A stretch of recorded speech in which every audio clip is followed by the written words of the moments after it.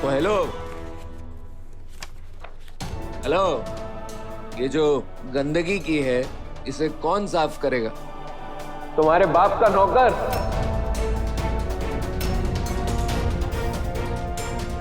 अरे अकड़ तो देखो इसकी, सॉरी तक बोलने की तमीज नहीं है।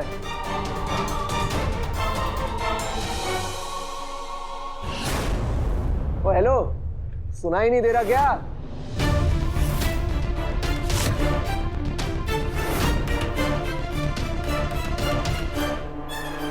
ये आदमी जेल से बाहर कैसे आया? Excuse me, I'll just come back. अरे ऐसे बुत बनकर क्या खड़े हो? मेरे नुकसान की भरपाई कौन करेगा? तो कौड़ी के डिलीवरी बॉय।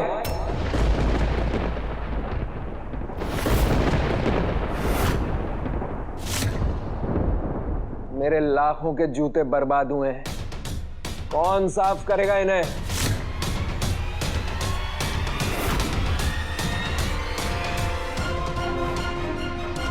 सुनाई दे रहा है कि नहीं?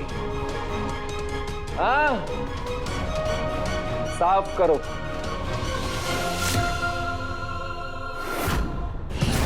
सॉरी माँ साहब, सॉरी पापा साहब।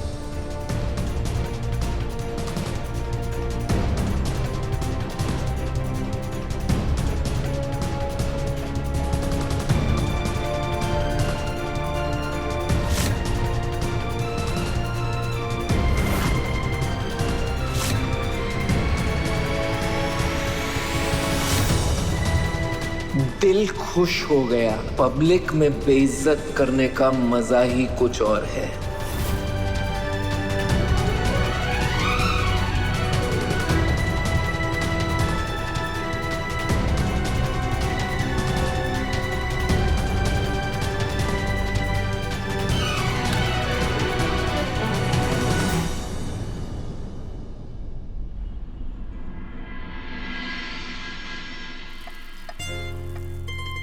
आज तो देव सर के मनपसंद का खाना बना है।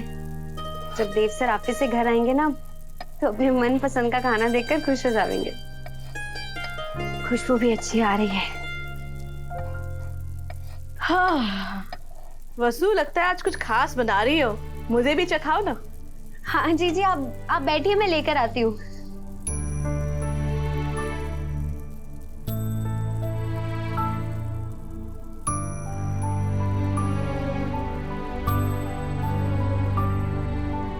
ये लीजिए दीदी।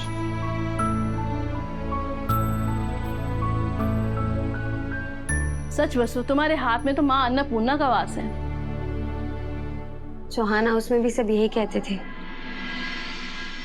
खैर, अब तो ये बस यादें रह गई हैं। तुम और भाई साहब इतने अच्छे हो, पता नहीं तुम्हारी सास कितनी पत्थर दिल होगी जो 1 मिनट में तुम लोगों को घर से बाहर निकाल दिया।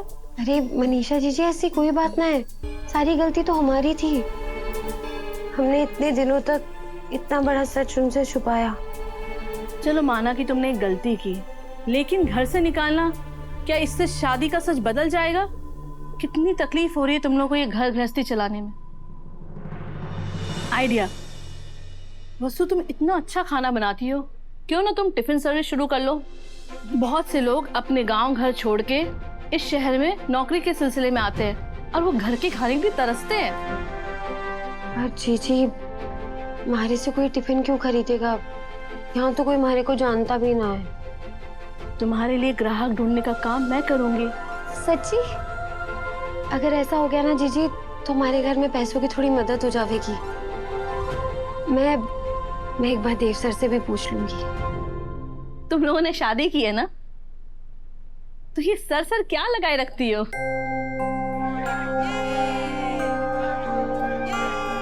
बाहर इतना शोर।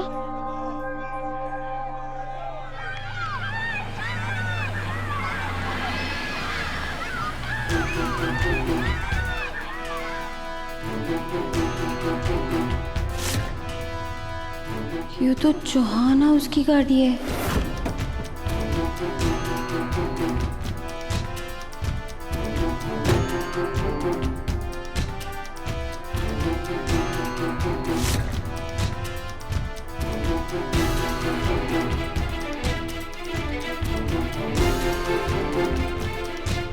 खुश रहो बेटा।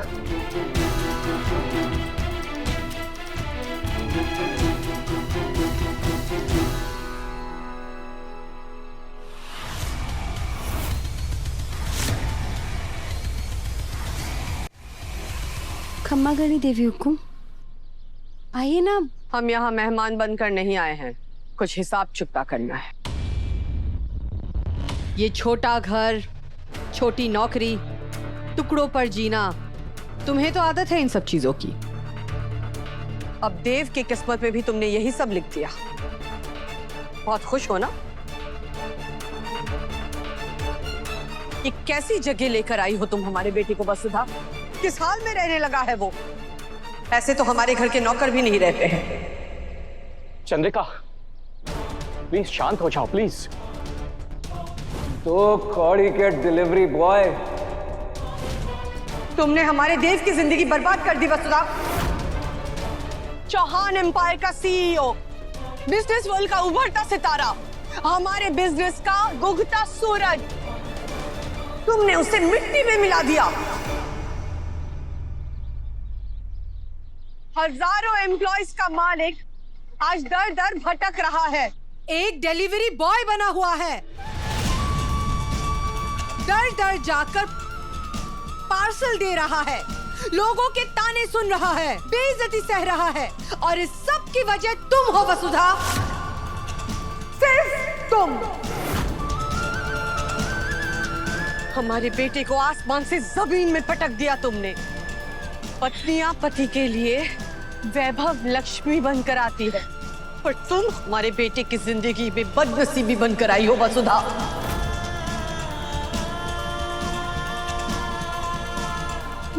माफ कीजिए देवी हुकुम, समझ के ये हमारे को ना पता था कि। पर हमें पता था, हमें पता था कि देव की आंखों में तुम्हारे मोह की पट्टी बंधी हुई है। उसे सच दिख ही नहीं रहा था। तुम्हारे और उसके बीच का फर्क उसे समझ में ही नहीं आ रहा था।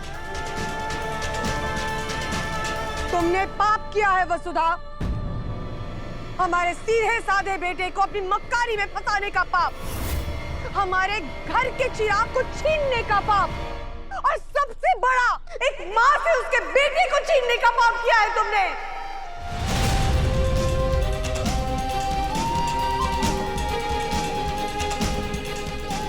देव सर ने तो किसी बड़े ऑफिस में अच्छी नौकरी मिली है, फिर देवी हुकुम ये सब क्या कह रही है? मतलब देव सर ने हमारे को सच ना बताया? हमारे को पता है देवी हुकुम कि एक माँ के दिल का दुख हर दुख से बड़ा है। तुमने देव से उसकी खुशियां और पहचान दोनों छीन ली है वसुधा। प्लीज चंद्रिका, प्लीज शांत हो जाओ प्लीज। अभी कैसे शांत हो जाए? बहुत कुछ बोलना बाकी है, और अभी तो इसे इसके किए की सजा मिलनी बाकी है। इसकी वजह से आज हमारा बेटा हमसे दूर हो गया है। ये एक माँ की गुनहगार है, आप इसकी तरफदारी मत कीजिए साहब। आपका एक एक शब्द हमारे सर माथे पर देवी हुकुम। मैं हूँ आपकी गुनहगार। आपसे झूठ बोलने का बहुत बड़ा पाप किया है मैंने। आप जो भी सजा देवेंगी हमारे को मंजूर है।